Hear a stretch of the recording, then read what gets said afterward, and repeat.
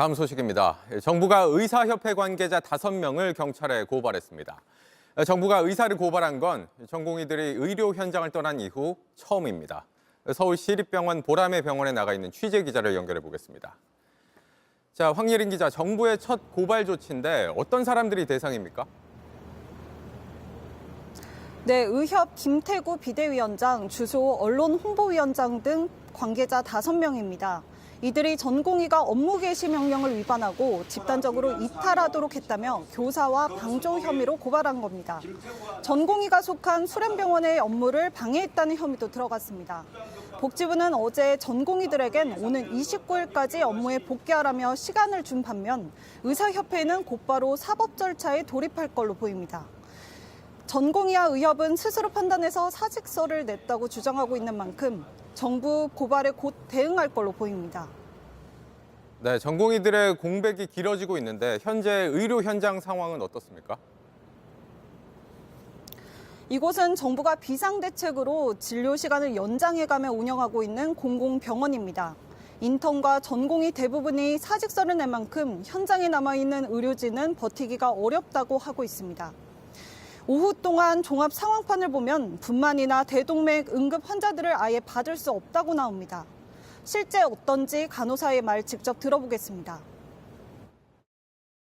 처치를 수행할 사람이 없으니까 아픈 거를 치료하려고 온 환자들이 오히려 더 내 실수나 이런 거를 내 거 위해서 잘못되지 않을까 이런 불안감은 어느 정도는 있고요.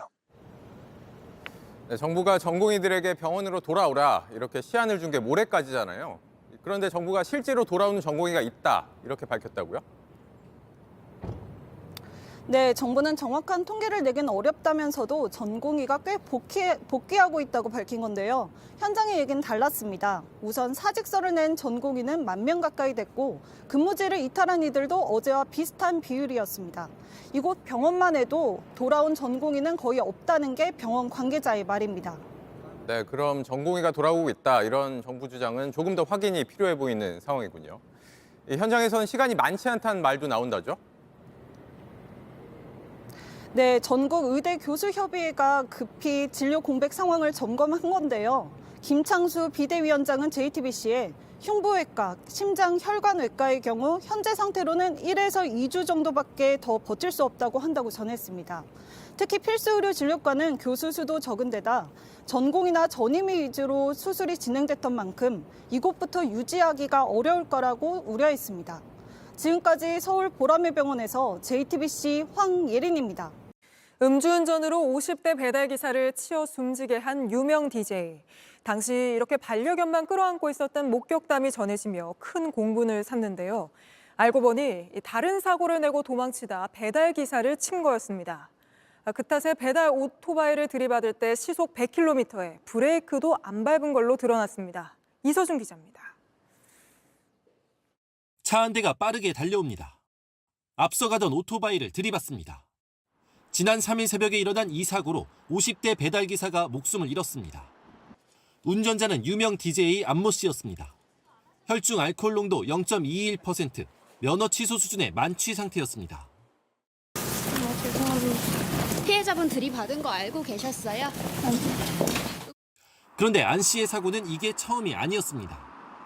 10여 분 전 중앙선을 침범했고 앞에서 달려오는 다른 차와 부딪혔습니다.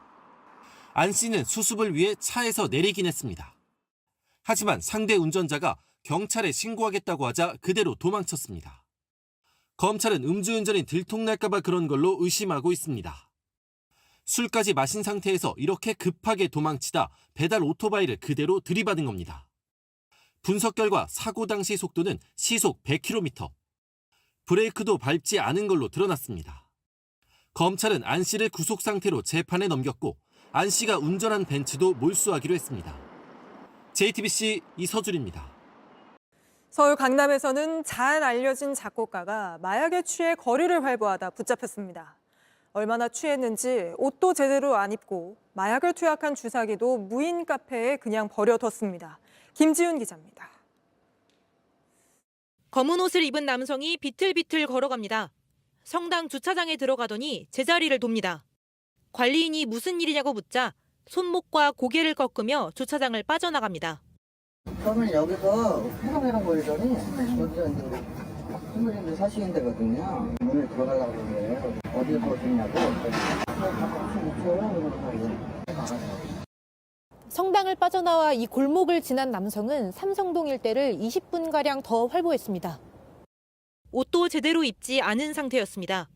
출근할 때 여기가 끄지가 그랬구나. 숨쉬는 거만. 경찰은 지난 22일 오전 우통을 벗은 채 거리를 다니는 남성이 있다는 신고를 접수해 남성을 데려왔습니다. 그런데 잠시 뒤 근처 무인 카페에서 주사기가 발견됐다는 신고가 들어왔습니다. 확인해보니 데려온 남성이 쓴 거였습니다. 마약 간이시약 검사를 했고 양성 판정이 나와 곧바로 체포했습니다. 체포된 남성은 잘 알려진 작곡가인 30대 최모 씨로 확인됐습니다. 경찰 조사 결과 최 씨는 무인 카페에서부터 마약에 취해 집기를 부수는 등 난동을 피운 것으로 드러났습니다. 경찰은 최 씨를 구속하고 마약을 입수한 경위와 투약 과정을 조사하고 있습니다. JTBC 김지윤입니다. 클린스만 감독이 해임한 뒤 그 다음 축구대표팀은 일단 황선홍 감독이 맡게 됐습니다. 아직은 다음 달 월드컵 예선 2경기만 치르는 임시 사령탑이고 정식 감독은 5월 초에 최종 결정됩니다. 온누리 기자입니다.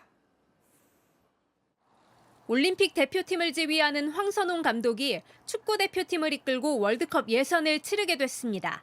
일단 임시 감독입니다. 후보에 오른 걸로 알려진 박항서 감독은 뒤로 밀려났습니다.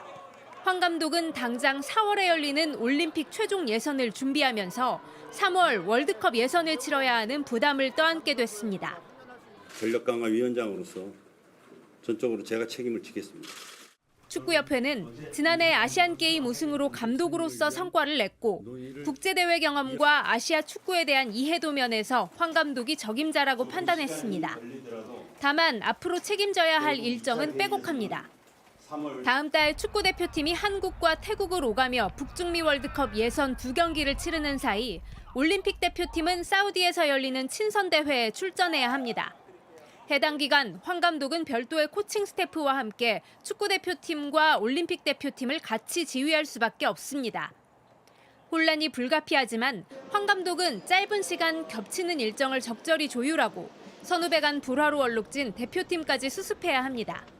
국민 여러분, 한국 축구에 우려가 많으신데 그 걱정을 좀 덜어드릴 수 있도록 제가 책임감을 가지고 최선을 다하겠습니다.